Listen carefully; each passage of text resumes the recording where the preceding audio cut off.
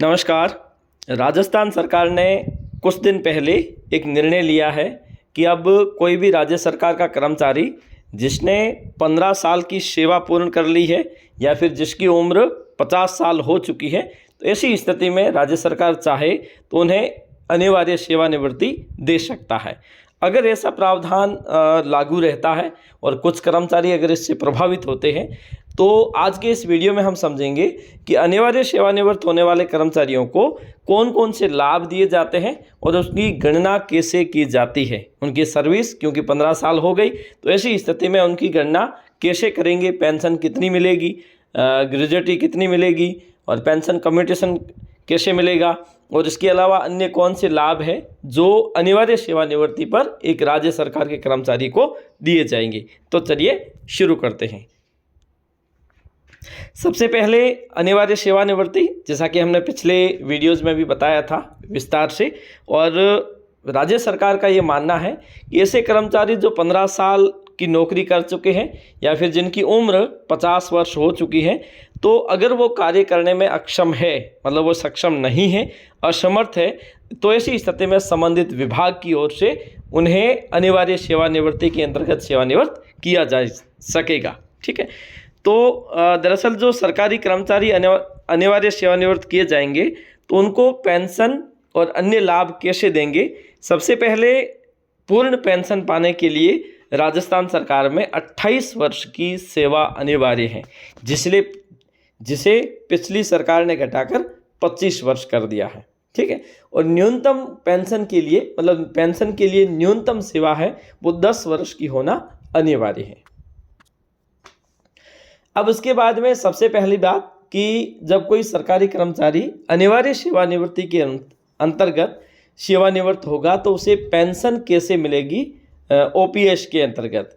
तो जैसा कि आपको पता होगा, ओल्ड पेंशन स्कीम के अनुसार जब कोई सरकारी कर्मचारी 28 वर्ष की सेवा पूर्ण करने के बाद सेवानिवृत्त होगा तो अंतिम बेसिक का आधा उसे पेंशन के रूप में उसकी बेसिक होगी, ऐसा है। लेकिन जब कोई 15 साल में उसे पेंशन के लिए सेवानिवृत्त किया जाएगा तो उसका पेंशन का निर्धारण कैसे होगा। तो सबसे पहले तो अंतिम वेतन, जो मूल वेतन है वो, उसमें हम भाग देंगे 2 का, तो उसमें आधा आ जाएगा। उसके बाद में गुणा करेंगे 30 भाग 56, और अब अगर करोगे तो उसको कर दोगे 30 भाग 50 कर दोगे, क्योंकि अधिवार्षिकी है जो हो जाएगी 25 वर्ष है तो अधिवार्षिकी 50 मानी जाएगी। 28 वर्ष थे तो 56 अधिवार्षिकी मानी जाएगी।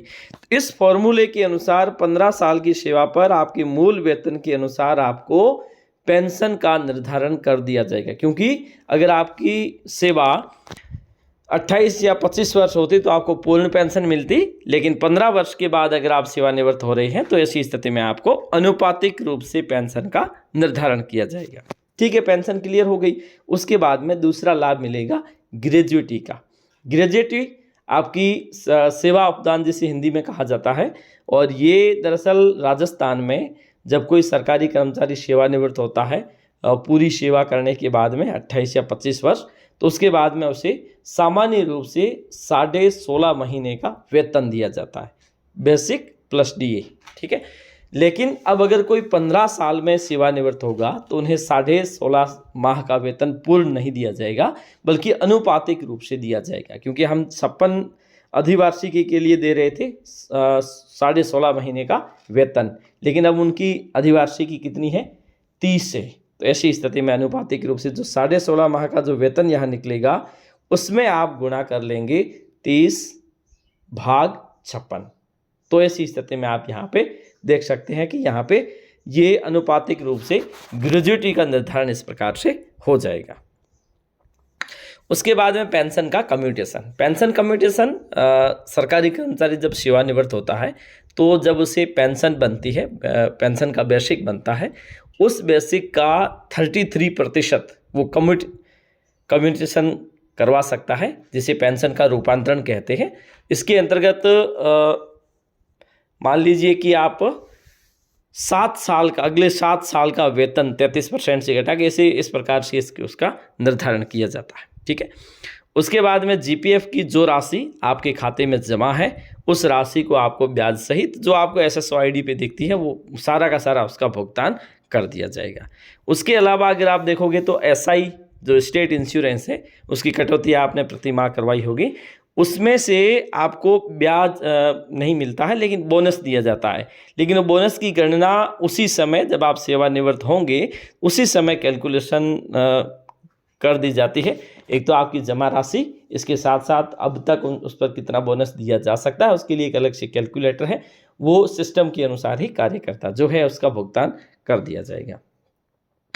उसके अलावा जो आपके सेवा काल के दौरान आपने जो पीएल अर्जित की है उस अर्जित पीएल में आपको उसका भुगतान कर दिया जाएगा, चाहे अधिकतम है वो 300 होगी और कम से कम कितनी भी हो सकती है जितनी आपके खाते में जमा है। ठीक है, तो इस प्रकार से आपको अनुपातिक रूप से, क्योंकि कोई सरकारी कर्मचारी 15 साल की सेवा के बाद सेवानिवृत्त होगा तो अनुपातिक रूप से सभी प्रकार के भुगतान किए जाएंगे। तो आज के लिए इतना ही, धन्यवाद।